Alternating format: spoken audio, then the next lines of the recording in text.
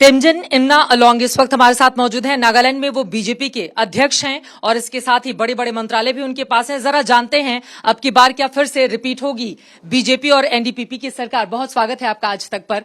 और सर आपके तो जो ट्वीट्स हैं वो कमाल करते हैं और धूम मचा रहे हैं। लेकिन मेरा ये सवाल है नागालैंड को लेकर, सबसे पहला सा, क्या आप लोगों की जीत हो रही है? कौन कौन से मुद्दे होंगे जिस पर लग रहा है कि यहाँ की जनता आपको वोट करेगी? नहीं, जीत क्यों नहीं होगा? मोदी जी की सरकार की आशीर्वाद है। यहाँ एनडीपीपी और बीजेपी का गठबंधन दोबारा दोहराया जा रहा है। प्रीपोल अलायंस इस राज्य में दूसरा बार हो रहा है। 2018 में एक बार हुआ था और अभी 2023 के लिए हो रहा है। और यहाँ रियो साहब की अगुवाई में एनडीपीपी और बीजेपी का सरकार चलेगा। और डेवलपमेंट सबसे बड़ा मुद्दा है, शांति सबसे बड़ा मुद्दा है। यहाँ बीजेपी और एनडीपीपी की सरकार चलाने के समय में यहाँ शांति स्थापित हुआ है।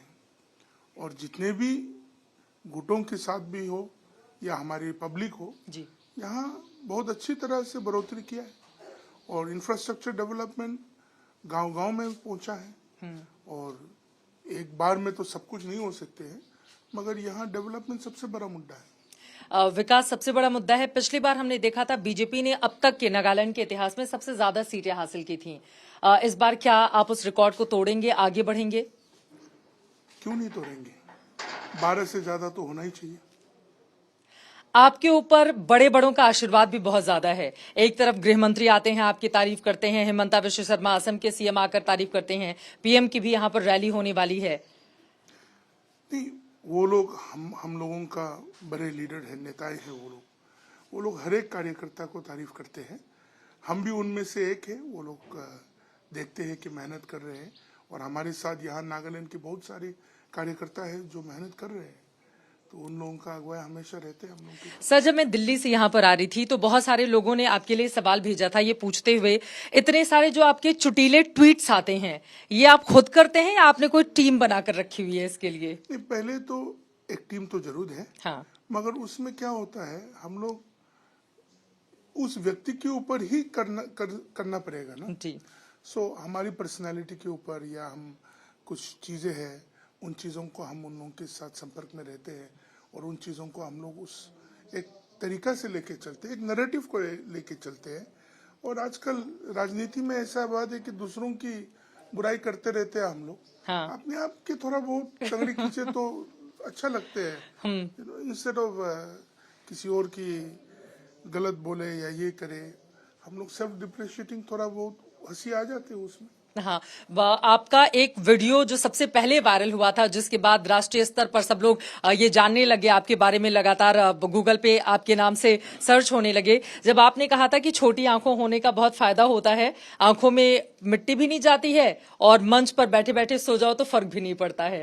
नहीं, उसका दो तरफा वाला बात है। वो छोटे आग होने से फायदा तो है ही है। हाँ हम लोगों का संतोष जी बहुत लंबा बैठा के रखते हैं हम लोगों को, और संगठन का काम बहुत होता है। मगर उसमें एक टिप्पणी दिया था, वही बात है, दूसरा कोई और बात नहीं है। और लोग हम लोगों को चिंकी बोलते, चाइनीज बोलते, छोटे आग वाले, ये सब बात होते रहते हैं।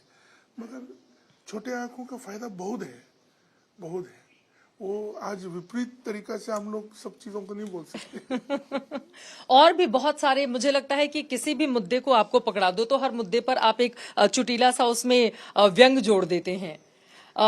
इतनी अच्छी भाषा, खासतौर से हिंदी को लेकर अगर मैं जानना चाहूं, क्योंकि यहाँ पर बहुत कम ऐसे लोग हैं जिनकी हिंदी इतनी अच्छी होती है, तो उसके बारे में क्या बताएंगे सर आप? आपकी पढ़ाई लिखाई बाहर हुई है? नहीं, वो पढ़ाई लिखाई तो यहाँ ही ज्यादा हुआ। हाँ, मगर हमारे देश की विभिन्न इलाकों में मैं रहा हूँ और अलग अलग जगह में हिंदी भी थोड़ा अलग अलग होता है। हाँ, वो अलग बात है कि हिंदी हमारे देश की बहुत लोग बात करते हैं, उस भाषा को राष्ट्रीय भाषा माना जाते हैं और इन चीज़ों का उपलब्धि है। और हम लोग हर एक चीज़ में एक खुशी देखना चाहिए जी। हर एक चीज़ में मुस्कान की एक वजह देखना चाहिए। हर एक चीज में हम लोग हमेशा कुछ ना कुछ गलत निकाले, कुछ विपरीत बातों को निकाले तो नहीं होगा। जी, हम लोग जिंदगी थोड़ा बहुत जीना है, अभी तो आधा तो हो गया, आधा जिए तो जिए। राजनीति में आ गया भगवान की कृपा से, और हमारी भाजपा जो है काफी सख्त पार्टी है, तो थोड़ा बहुत हंसी खुशी लेके चले।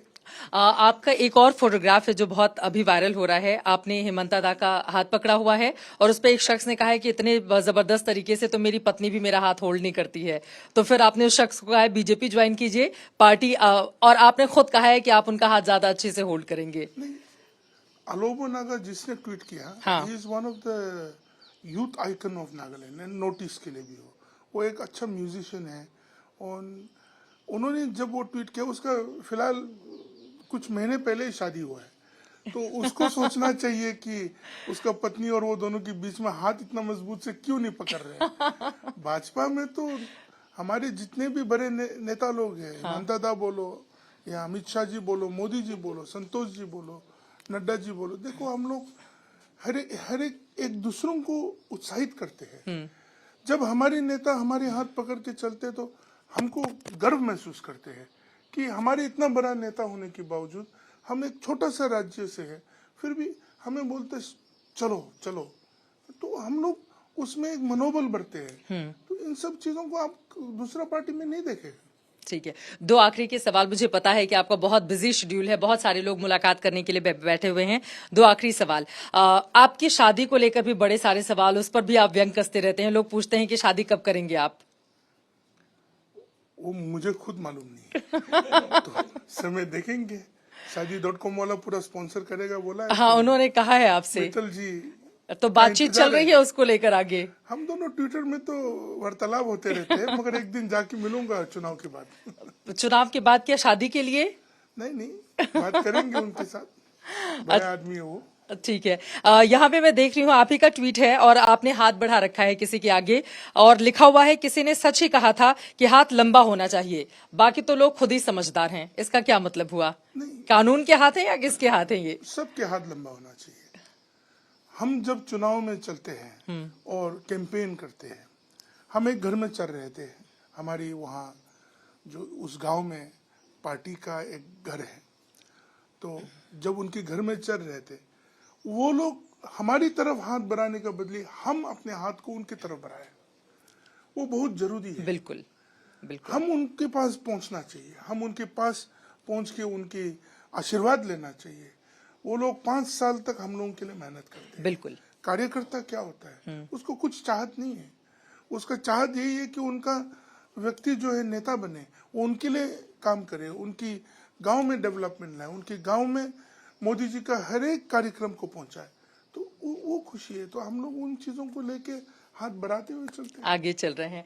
ठीक है, हमारे जो लाखों की तादाद में दर्शक इस वक्त आपको सुन रहे हैं, नागालैंड को लेकर एक समय में बहुत सारी भ्रांतियां भी थी, हालांकि समय के साथ वो दूरी पटी भी है। दिल्ली से भी दूरी बहुत ज्यादा थी, दिलों के बीच में भी उसको भी पाटने का काम आप लोगों की ओर से किया गया है। आप लोग, अगर मैं यहाँ पर बात करूं, जनजातीय आबादी का क्या शेड्यूल होता है, उनको और ज्यादा विकास के पथ पर आगे बढ़ाने के लिए, उनकी शिक्षा के लिए खासतौर से क्या काम आप लोगों की ओर से किए जा रहे हैं? आप शिक्षा, यहाँ पर उच्च शिक्षा मंत्री भी हैं।